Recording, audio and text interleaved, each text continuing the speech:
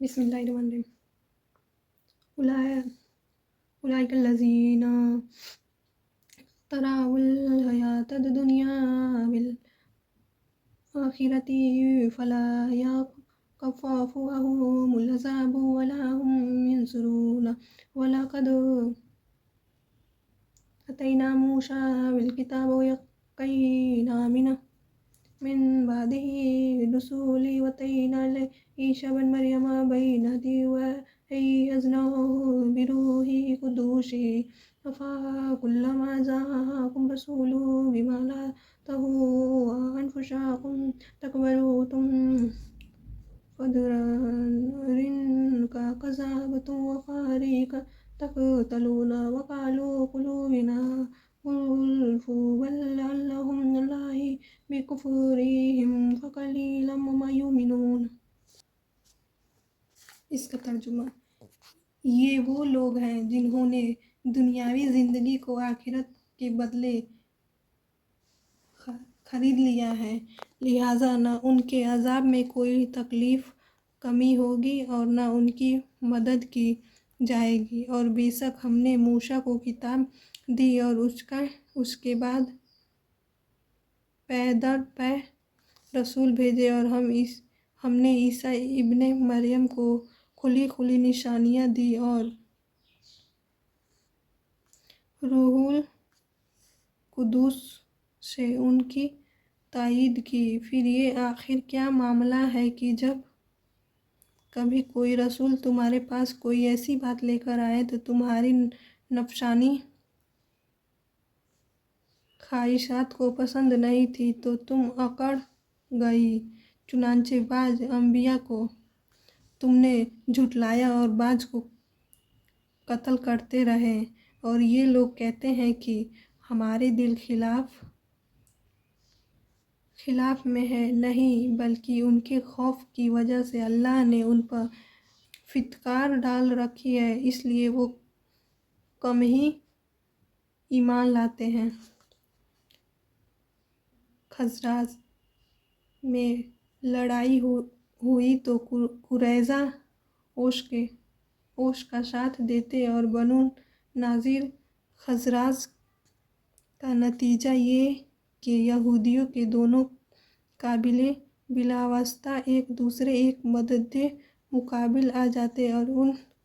لڑائیوں میں جہاں اوس اور خزرج کے آدمی مارے جاتے وہاں قریظہ اور بنو نذیر کے یہودی بھی قتل ہوتے یا اپنے گھروں سے نکلنے پر مجبور ہوتے۔ اس طرح اگرچہ بنو قریظہ اور بنو نذیر دونوں قبیلے یہودی تھے، مگر وہ ایک دوسرے کے دشمنوں کی امداد کر کے آپس میں ایک دوسرے کے قتل اور خانمان بربادی میں حصہ دار ہوتے تھے۔ ہاں، اگر کوئی یہودی دشمن کے ہاتھوں قید ہو جاتا تو وہ سب مل کر اس کا فدیہ ادا کرتے اور اسے چرا لیتے، جس کی وجہ یہ بیان کرتے تھے کہ ہمیں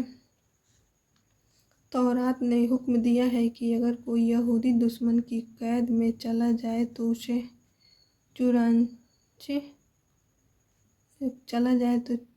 چرائے۔ قرآن کریم فرماتا ہے کہ جس تورات نے یہ حکم دیا ہے کہ اسی نے یہ حکم بھی تو دیا تھا کہ نہ ایک دوسرے کو قتل کرنا، نہ ایک دوسرے کو گھر سے نکالنا۔ ان احکام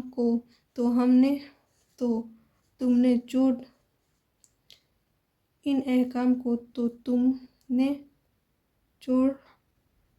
چھوڑ دیا اور صرف فدیہ کے حکم پر عمل کر لیا۔ روح القدس کے لفظی معنی ہے مقدس روح، اور قرآن کریم میں یہ لقب حضرت جبرائیل علیہ السلام کے لیے استعمال کیا گیا ہے۔ دیکھیے سورہ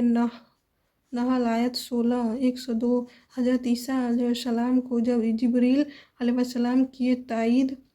حاصل تھی کہ وہ ان دشمنوں سے ان کی حفاظت کے لیے ان کے ساتھ رہتے تھے، ان کی اس جملے کا مطلب یہ بھی ہو سکتا ہے کہ وہ اپنی سیکھی بخارتی تھے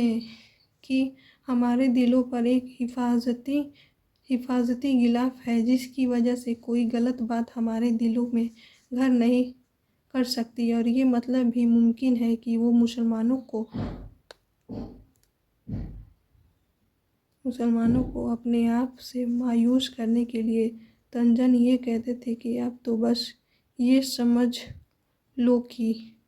ہمارے دلوں پر غلاف چڑھا ہوا ہے اور ہمیں اسلام کی دعوت دینے کی فکر میں نہ پڑو۔